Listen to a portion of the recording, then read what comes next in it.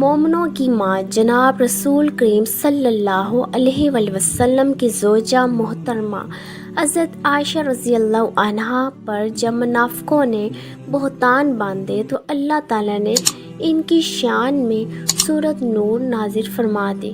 پر بہتان کے واقعے کی تفصیل مومنوں کی ماں حضرت عائشہ رضی اللہ عنہا نے خود تفصیل سے بیان فرمائی۔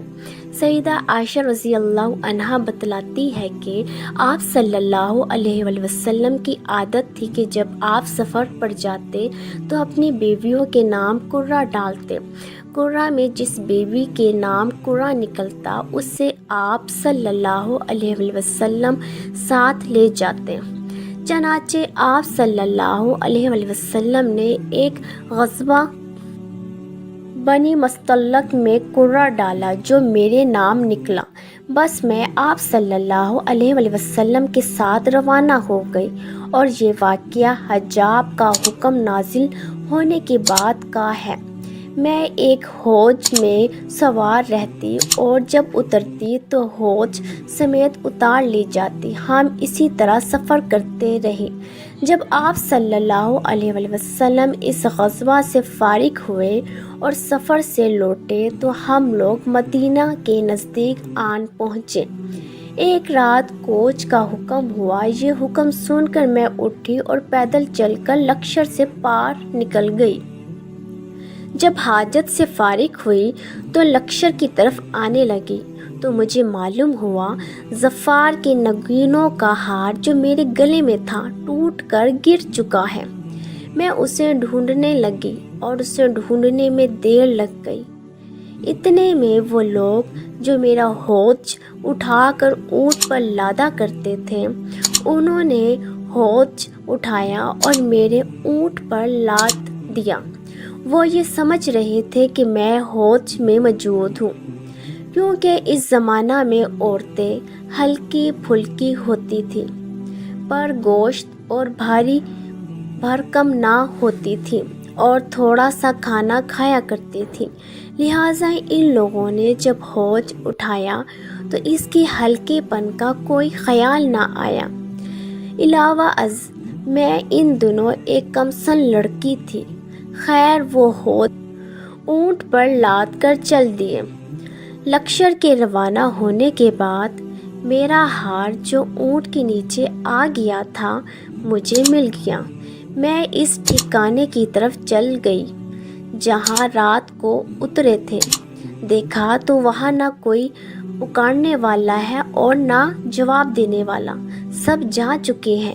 میں نے ارادہ کیا کہ اپنے ٹھکانے پر چلی جاؤں، کیونکہ میرا خیال تھا کہ جب وہ لوگ مجھے نہ پائیں گے تو اسی جگہ تلاش کرنے آئیں گے۔ میں وہاں بیٹھی رہی۔ نیند نے غلبہ کیا اور میں سو گئی۔ لشکر کے پیچھے پیچھے گرے پڑے سامان کی خبر رکھنے کے لیے سفیان بن مطل سلمہ رضی اللہ عنہ مقرر تھے۔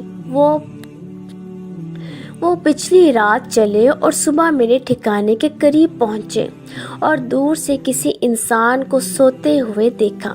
پھر میرے قریب آئے تو مجھے پہچان لیا، کیونکہ حجاب کا حکم نازل ہونے سے پہلے انہوں نے مجھے دیکھا تھا۔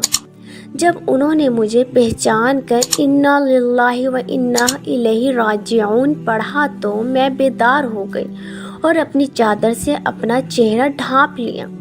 اللہ کی قسم انہوں نے نہ مجھ سے کوئی بات کی اور نہ میں نے انا للہ و انا الیہ راجعون کے سوا کوئی بات سنی۔ انہوں نے اپنی سواری بٹھائی اور اس کا پاؤں اپنے ہاتھ سے دبائے رکھا تو میں اس پر سوار ہو گئی۔